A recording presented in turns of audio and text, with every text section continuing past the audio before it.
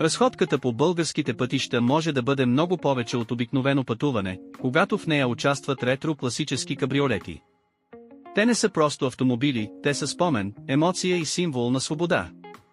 Шумът на двигателя, вятърът в косите и откритото небе над главата превръщат всяко изминато разстояние в преживяване.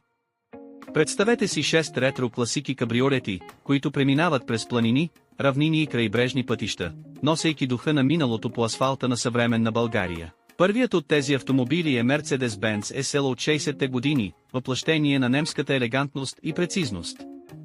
Този кабриолет сякаш е създаден за спокойни пътувания по завоите на Стара планина.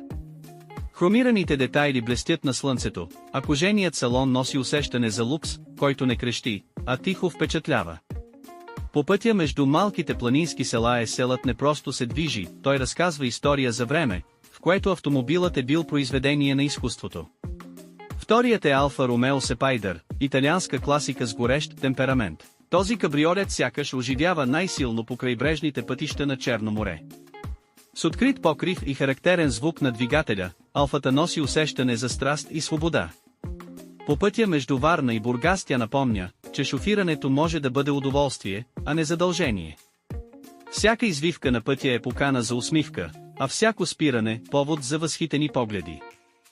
Третият ретро-герой е Ford Mustang кабриолет от края на 60-те, истинска американска икона. Макар и роден отвъд океана, Мустангът се вписва изненадващо добре в българските пейзажи. По дългите прави пътища на Добруджа той показва мощ и характер, а по селските пътища буди носталгия и любопитство. Това е автомобил, който носи духа на бунта и младостта, дори десетилетия след създаването си. Четвъртият кабриолет е Volkswagen Beetle Cabrio, скромен, но изключително обичан. Той не впечатлява с мощ, а с чар. По пътищата на Родопите този Костенур създава усещане за безвремие. Бавният ритъм на движение позволява да се усети мирисът на гората, звукът на реките и спокойствието на природата.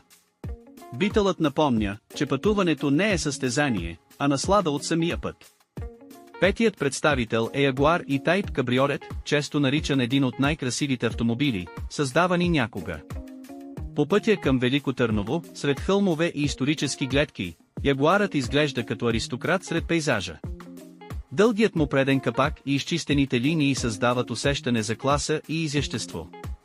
Това е кола, която не бърза, тя се движи достойно, сякаш знае своята стойност. Шестият и последен ретро кабриолет е BMW 507, рядък и изключително ценен модел.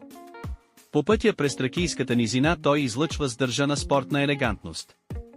BMW-то съчетава динамика и стил, като доказва, че немската инженерна мисъл винаги е била насочена към удоволствието от шофирането. В открития му салон човек се чувства свързан с пътя и околната среда по начин, който съвременните автомобили рядко предлагат.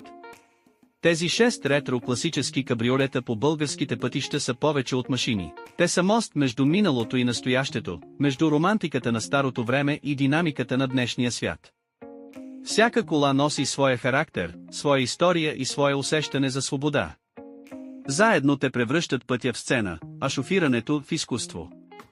В свят, доминиран от технологии и бързина, ретро-кабриолетите ни напомнят да забавим темпото, да се огледаме и да се насладим на момента. По българските пътища те не са просто рядка гледка, те са живо доказателство, че стилът, емоцията и любовта към пътуването са вечни.